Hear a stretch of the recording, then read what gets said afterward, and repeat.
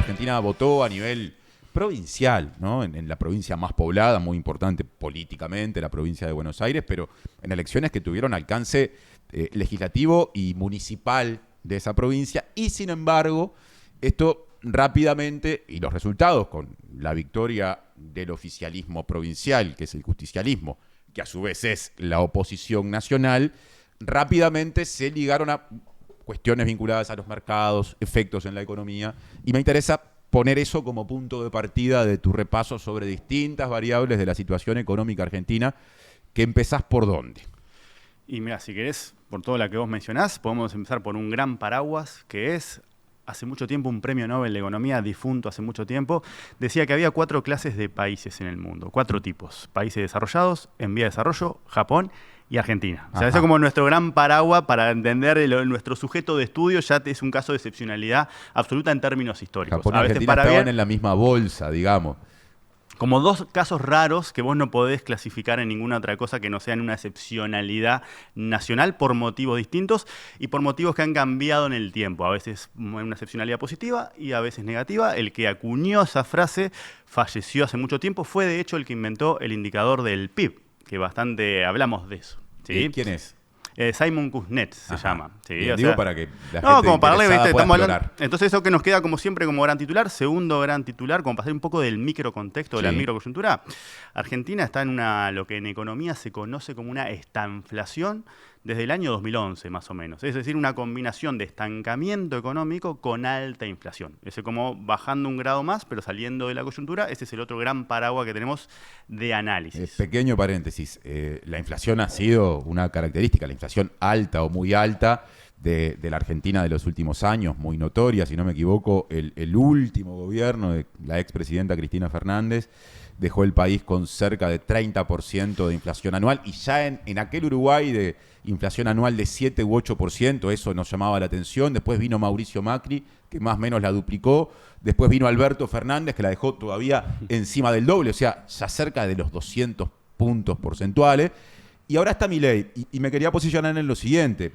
Si uno compara la inflación argentina con la uruguaya, sigue teniendo niveles de inflación altos, que pasan largamente en el año los 2 dígitos. Pero si la compara con la inflación de Argentina antes de Milei, ha bajado significativamente. Vos, sin embargo, seguís hablando de esta inflación. Porque, bueno, vamos a ver exactamente, no deja de ser una inflación en términos anuales. El último dato que justo se publicó ayer fue de un 34%. ¿No? O sea, en Uruguay estamos hablando de un 4,5%. ¿Sí? No son los niveles que teníamos cuando hace unos años se hablaba de un posible riesgo de hiperinflación, que era un 12% mensual, ¿sí? Lo que te deja como casi un 290% interanual, pero no deja de ser un país de alta inflación con registros que son atípicos cuando vos recorres todo el globo. No bajó lo suficiente, entonces. No ha bajado lo suficiente, pero es el gran activo que tiene como para defender la gestión. ¿Sí? La inflación tiene, aparte, un efecto psicológico muy potente sobre cualquier sociedad.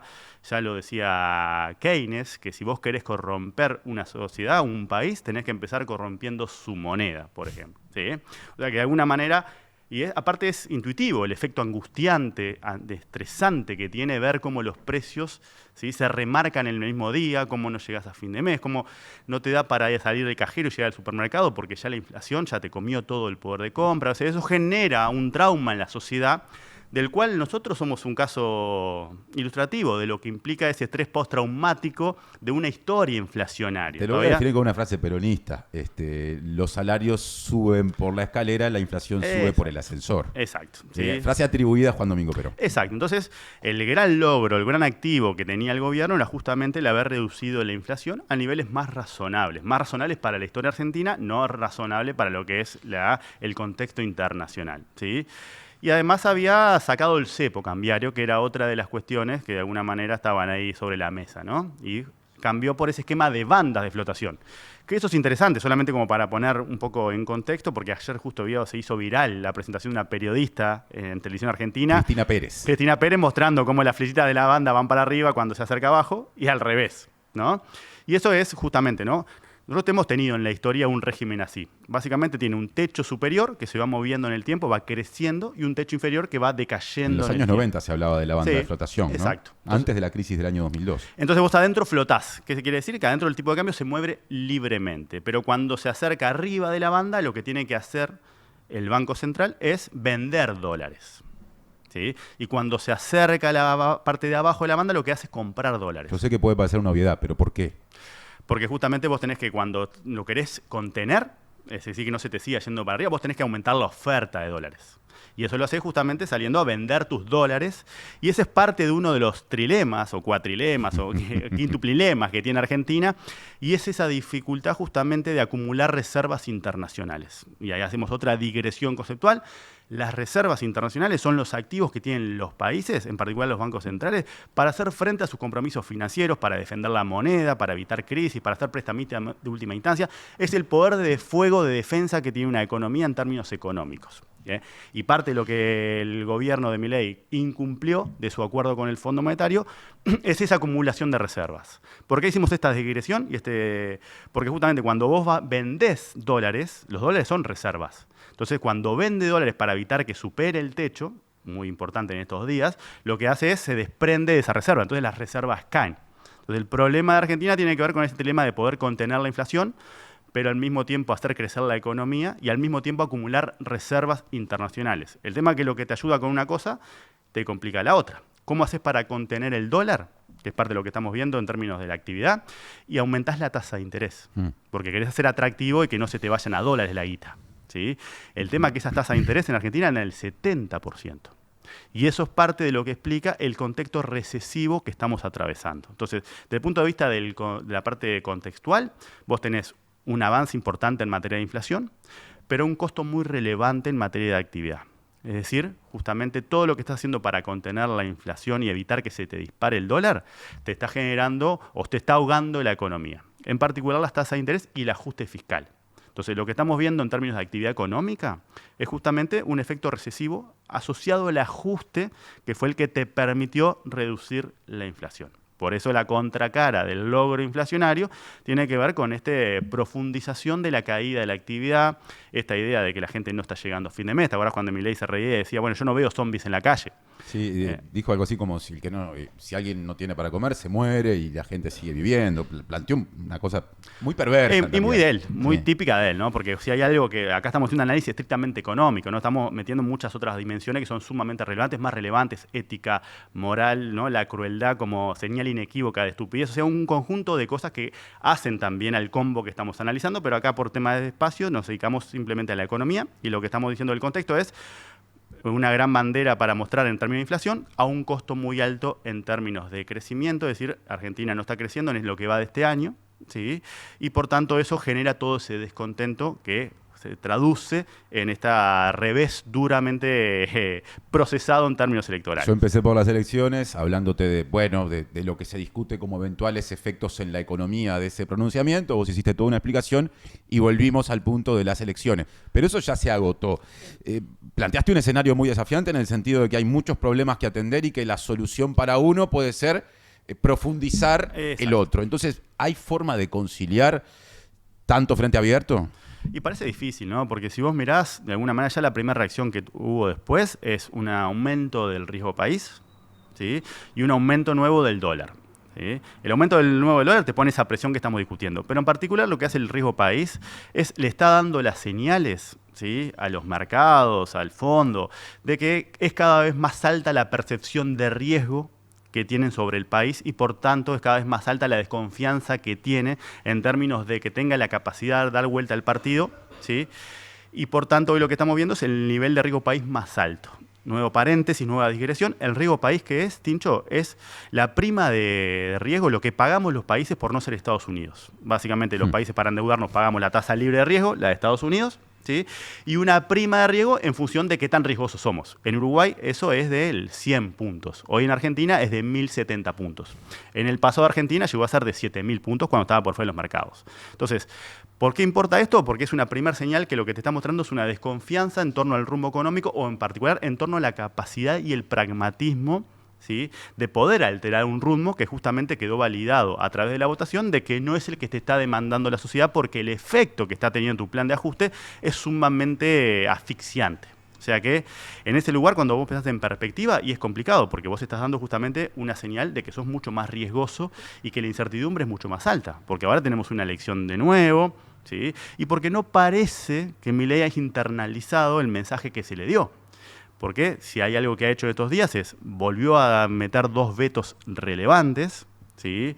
De alguna manera, Caputo dijo que no va a haber ningún cambio en materia económica, ni fiscal, ni monetaria, ni cambiaria, por tanto solamente podemos seguir viendo esta combinación recesiva de políticas, ¿sí?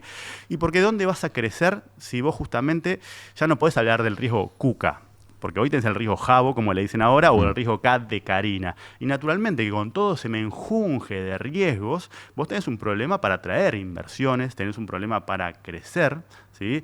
Y básicamente lo que tenés es justamente una perspectiva sumamente complicada que en otras dimensiones se plasma también la pérdida del apoyo de la sociedad al plan de ajuste. A eso, bueno, si me creen, vamos a atravesar este desierto, pero les prometo que al final de todo este sufrimiento vamos a poder tener un país más estable, con una moneda más creíble, todas las cosas que de alguna manera uno puede prometer para hacer transitar a la población por ese desierto de aridez socioeconómica, y en particular todo eso con todos los tintes que tiene de surrealistas el gobierno de Javier Milei.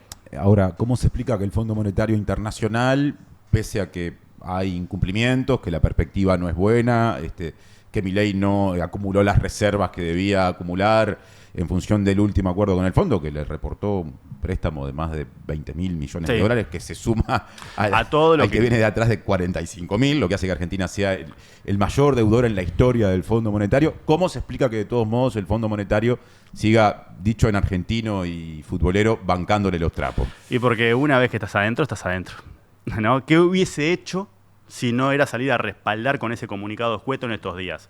¿Vas a hacer que caiga definitivamente tu principal deudor?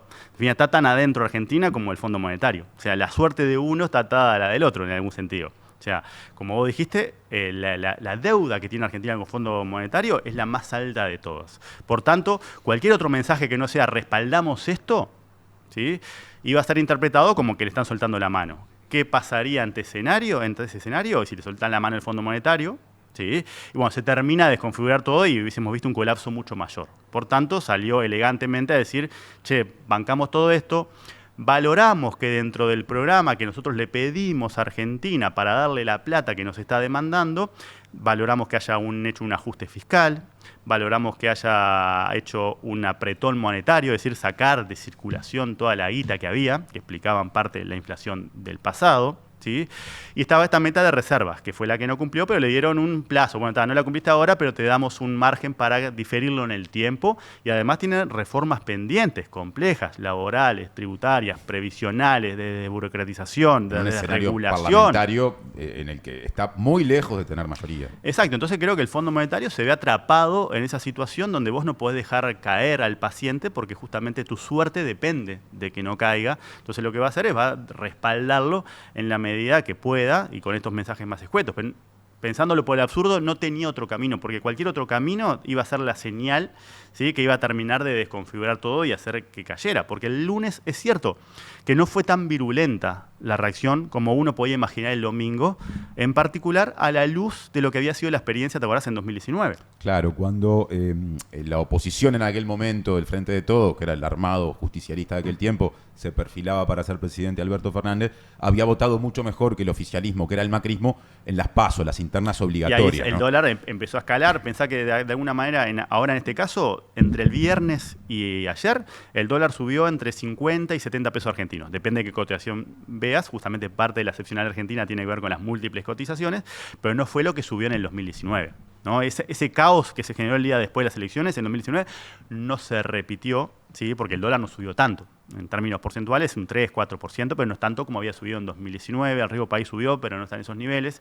Entonces, de alguna manera, creo que todavía tiene como esa cuota de decir, bueno, por lo menos tenemos el respaldo del Fondo Monetario. Si perdemos esto, efectivamente terminás justamente en esta escalada que no sabemos dónde puede terminar, porque hay que tener en cuenta que es un tipo intransigente, que tiene una psiquis sumamente particular, y eso por ser gentil con el vocabulario, pero podríamos dedicar horas y horas a recorrer otros aspectos extraeconómicos o extra macroeconómicos que hacen a la idea de que este gobierno va a terminar mal.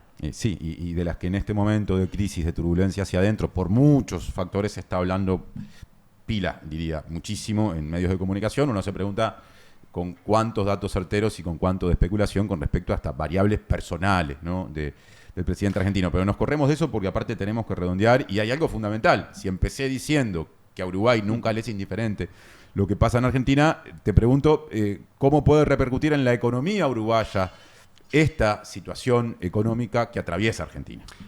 Como vos decís, nos desacoplamos hace muchos años justamente por un conjunto de cosas que hemos hecho distintas y ya no es que cuando ellos estornudan nosotros nos resfriamos. Pero eso no quita que vos seguís empantanado en una región, y ahí pienso en Argentina y en Brasil, que no está creciendo, que se está empobreciendo en términos relativos y que además se está abaratando. Es decir, es mucho más barata que vos. Y todo lo que está pasando en Argentina, lo que está haciendo es que otra vez está generando una tensión sobre la competitividad con Uruguay. Acordate que en los últimos meses el Ministerio de Economía concentró los recursos en el lado de la frontera con Brasil, porque hoy Brasil era más barato que Argentina. Pero en Argentina ya había algunas señales de que estamos volviendo a encarecernos mucho. El tema es cuánto nos vamos a encarecer si efectivamente el dólar empieza con esa trayectoria alcista.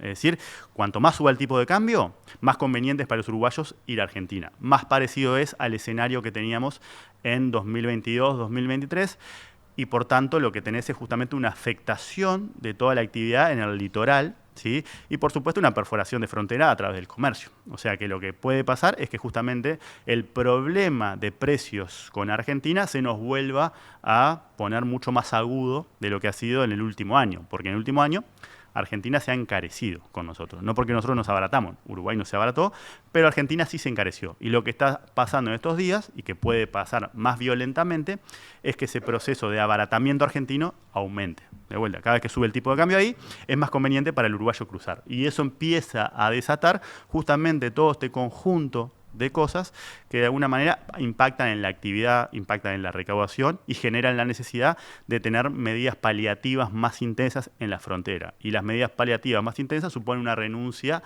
de recursos fiscales. Por tanto, también tensiona todo lo que es la situación en el marco de la discusión presupuestal, porque a vos te está volviendo a arder la frontera con el litoral, cuando la tenías bastante apagada. Te dijiste, bueno, este problema ya no lo tengo tan agudo, me vuelco a mirar con Brasil. Introduzco todas estas medidas. Pero ahora tengo el problema con Brasil y ahora lo voy a volver a tener con Argentina. Dos vecinos empobrecidos en términos relativos que además se abaratan en relación a Uruguay. O sea, Uruguay es un país caro, atrapado en una región inestable, volátil y que no crece. Y eso nunca es bueno, más allá de que vos lograste desacoplarte a partir de 2011, 2012, porque aprendiste las lecciones del pasado de lo que fue estar tan vinculado a esas dos economías tan erráticas, por decirlo de alguna manera. O sea que el riesgo principal ahora viene por el lado del impacto que puede tener el aumento del tipo de cambio en Argentina sobre los precios, sobre la conveniencia de volver a cruzar, de volver a gastar allá. O sea que tenés el efecto Temo por un lado que te desvía comercios afuera y tendrías este nuevo efecto de abaratamiento de Argentina que te puede volver a generar ese incentivo a cruzar, a contrabandear, naturalmente,